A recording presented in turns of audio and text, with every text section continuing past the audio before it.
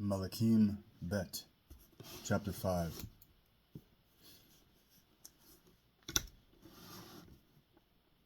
Naaman, commander of the king of Aram's army, was highly respected and esteemed by his master, because through him Adonai had brought victory to Aram.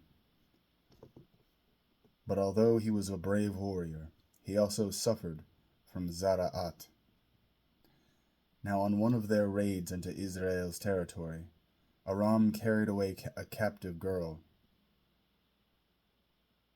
a little girl, who became a servant for Naaman's wife. She said to her mistress, "I wish my lord could go to the prophet in Shomron. He could heal his tzara'at." Naaman went in and told his lord, "The girl from the land of Israel said such and such.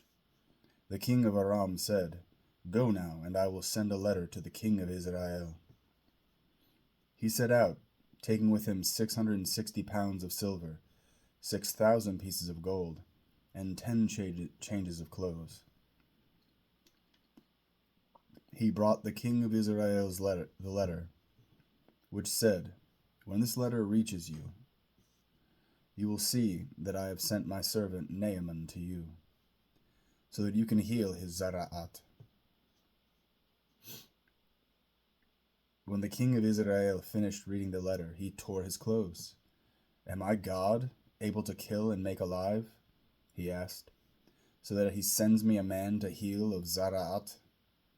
You can see that he is only seeking an excuse to quarrel with me." But when Elisha, the man of God, heard that the king of Israel had torn his clothes, he sent a message to the king. "Why did you tear your clothes? Just have him come to me, and he will know that there is a prophet in Israel." So Naaman came with his horses and chariots and stood at the door of Elisha's house. Elisha sent a messenger to him, who said, "Go and bathe in the Yarden 7 times. Your skin will become as it was, and you will be clean." But Naaman became angry and left, saying, "Hear now, I thought for certain that he would come out personally, that he would stand, call on the name of Adonai his God, and wave his hand over the diseased place, and thus heal the person with tzara'at. Aren't Amana and Parpar, the rivers of Damasek, better than all the water in Israel? Why can't I bathe in them and be clean?" So he turned and went off in a rage. But his servants approached him and said, "My father, if the prophet had asked you to do something really difficult, wouldn't you have done it? So doesn't it make even more sense to do what he says when it's only bathe and be clean?" So he went down and immersed himself 7 times in the Yarden, as the man of God had said to do. And his skin was restored, and became like the skin of a child, and he became clean. Then with his whole retinue, he returned to the man of God, went and stood before him, and said, "Well, I have learned that there is no God in all the earth except in Israel. Therefore, please accept a present from your servant."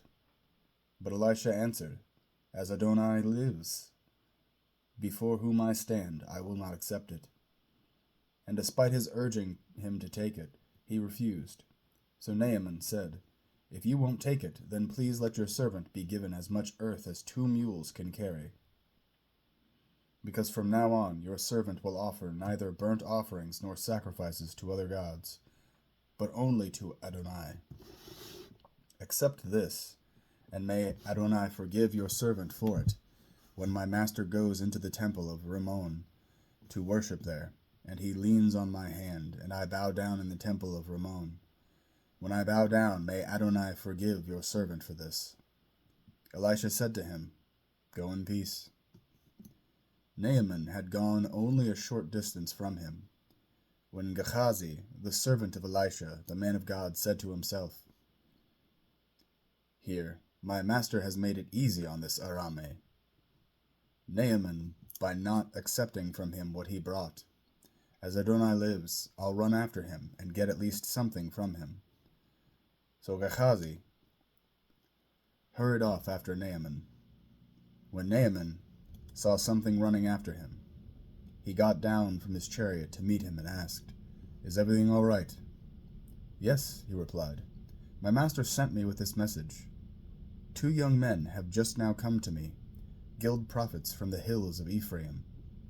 Would you be kind enough to give them a talent of silver, which is 66 pounds, and 2 changes of clothes?" "By all means, take 2 talents," said Naaman, pressing him. He tied up the 2 talents of silver in 2 bags and gave them, with the 2 changes of clothes, to 2 of his servants, who carried them ahead of Geichazi. On reaching the hill, he took the bags from them and put them away in the house. Then he let the men go, and they left. He went in and stood before his master. Elisha asked, "Where have you been, Geichazi?" "Your servant hasn't gone anywhere," he said. Elisha said to him, "Wasn't my heart there with you when the man left his chariot to meet you? Is this a time to receive silver and clothing, and olive groves and vineyards and sheep and oxen and male and female slaves? Therefore, Naaman's tzara'at will cling to you and your descendants forever." He left Elisha's presence with tzara'at as white as snow.